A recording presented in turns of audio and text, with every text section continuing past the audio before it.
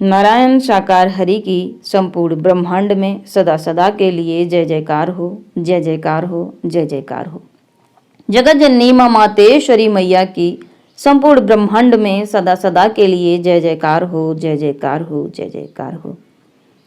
साथ संगत जी, जीवन में कर्मों का बड़ा ही महत्व है, क्योंकि इंसान अपने जीवन में कर्मों के अनुसार ही फल भोगता है।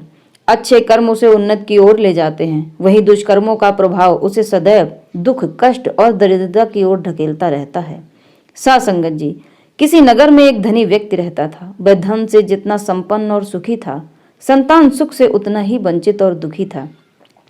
उस धनी व्यक्ति की शादी को 10 साल हो चुके थे, लेकिन अभी तक उस धनी व्यक्ति को संतान सुख की प्राप्ति नहीं हुई थी। सा संगत जी, एक दिन जब वह धनी व्यक्ति बाजार जा रहा था तो सड़क के किनारे पेड़ों की छाया के नीचे परमपिता परमेश्वर नारायण साकार हरि परमात्मा का सत्संग चल रहा था।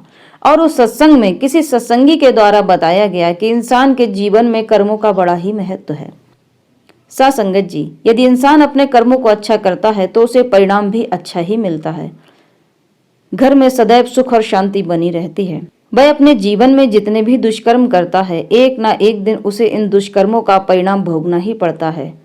यह बात सुनकर धनी व्यक्ति ने अपनी दिनचर्या के कर्मों में सुधार किया, दुखियों की मदद की, गरीबों की सहायता की और वृद्ध लोगों को सहारा देना शुरू कर दिया। कुछ दिनों बाद उसके घर में एक पुत्र ने जन्म लिया, लेकिन दुर्भाग्यवश जब उस पुत्र का जन्म हुआ तो उसकी पत्नी का देहांत हो गया।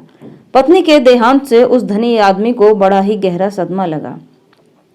उसे लगा उसने इतने सारे पुण्य कर्म किए हैं, लेकिन इन पुण्य कर्मों का फल उसे उतना नहीं मिला है जितना उसे मिलना चाहिए था।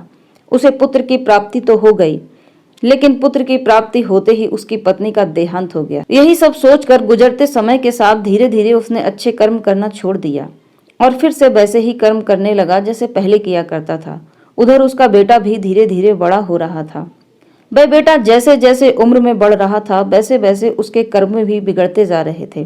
बचपन में वह छोटे मोटे कीड़े मकोड़ों की हत्या करता और जब बड़ा हुआ तो दुखियों को सताने लगा, बुजुर्गों को परेशान करने लगा। कभी कभी तो बुजुर्गों के सहारे की छड़ी को छीनकर इधर उधर फेंक देता। और जब वह वृद्ध इंसान अपनी छड़ी को ढूंढने के लिए इधर उधर भटकते तो यह देखकर वह बहुत ही खुश होता। जब वह लड़का 18 साल का हुआ तो उस धनी व्यक्ति को अपने बेटे की चिंता सताने लगी। उसके सभी कर्म दुष्कर्मों में बदलते जा रहे थे। अब तो वह अपने पिता का भी कहना नहीं मानता और न ही उनके द्वारा बताई गई किसी बात पर ध्यान देता, न ही उनके बिजनेस में उनका हाथ बटाता। सा संगत जी, यही सब सोचते विचारते वह धनी व्यक्ति एक दिन बीमार पड़ गया और उस पर किसी भी प्रकार की कोई भी दवाई असर नहीं कर रही थी, बल्कि उसकी बीमारी धीरे धीरे बढ़ने लगी। वह व्यक्ति सोचता मरने के बाद उसका सारा बिजनेस बंद हो जाएगा, क्योंकि उसका बेटा बिजनेस की तरफ तो कोई ध्यान ही नहीं दे रहा था। उसके जीवन की सारी मेहनत पर पानी फिर जाएगा। यही सब सोचते विचारते एक दिन उसे एक उपाय सूझा और उसने अपने बेटे से कहा कि बेटा जरा ठहर जाओ और मेरी अंतिम इच्छा सुन लो। अंतिम इच्छा के नाम पर वह बेटा रुक जाता है और अपने पिता की बात को सुनने लगता है। तब पिता अपने बेटे को एक लकड़ी का टुकड़ा देते हैं और एक लोहे की कीलों से भरा हुआ बॉक्स देते हैं। फिर अपने बेटे से कहते हैं कि यह लो, जब भी तुम्हें लगे कि तुमने अपने जीवन में कोई गलत काम किया है तो सा संगत जी, इस बॉक्स से एक कील निकालना और उस लकड़ी के टुकड़े पर कील को गाड़ देना। यही मेरी अंतिम इच्छा है कि तुम अपना काम ईमानदारी से करो। बेटे ने अपने पिता के हाथ से कीलों से भरा बॉक्स और उस लकड़ी के टुकड़े को ले लिया। अब बेटा जब भी कोई गलत काम करता तो उस लकड़ी के टुकड़े पर एक कील गाड़ देता। कुछ ही दिनों बाद उस लकड़ी के टुकड़े में ढेर सारी कीलें गड़ गईं। अब उसे लकड़ी के टुकड़े में और कीलें लगाने की जगह नहीं बची। इतनी सारी कीलों को देखकर वह बेटा घबराने लगा और सोचा, कितने कम समय में मैंने इतने सारे गलत काम किए हैं, तो अपनी सारी बिताई गई जिंदगी में मैंने कितने सारे गलत काम किए होंगे। यही सब सोचते हुए वह लड़का बड़ा दुखी हुआ, परेशान हुआ और अपने पिता के पास आता है। कहता है कि पिताजी, मैंने इतने कम समय में इतने सारे गलत काम किए हैं कि बस कुछ ही दिनों में यह लकड़ी का टुकड़ा पूरी तरह से भर गया है। अब इसमें और कीले लगाने की जगह भी नहीं बची है। मैं अपनी जिंदगी में सुधार करना चाहता हूँ और इस लकड़ी के टुकड़े को फिर से वैसा ही बनाना चाहता हूँ जैसा कि आपने मुझे दिया था। इस पर पिता कहते हैं कि ठीक है, ये तुम्हारी इच्छा है कि तुम इस लकड़ी को पहले जैसा बनाना चाहते हो, तो आज से अच्छे कर्म करना शुरू कर दो और तुम्हारे हिसाब से जब तुम्हें लगे कि तुमने कोई अच्छा कर्म किया है तो इस लकड़ी के टुकड़े से एक कील निकाल देना। बेटे ने ऐसा ही किया उसने अपने कर्मों में सुधार किया। अब वह जब भी कोई अच्छा काम करता तो इस लकड़ी के टुकड़े से एक कील को निकाल देता। धीरे धीरे समय बीता तो एक समय ऐसा आया कि उस लकड़ी के टुकड़े से सारी कीलें बाहर निकाल दी गई। यह देखकर बेटा बहुत खुश होता है और अपने पिता से जाकर खुशी से कहता है कि पिताजी, मैंने इस लकड़ी के टुकड़े से सारी कीलें निकाल दी हैं।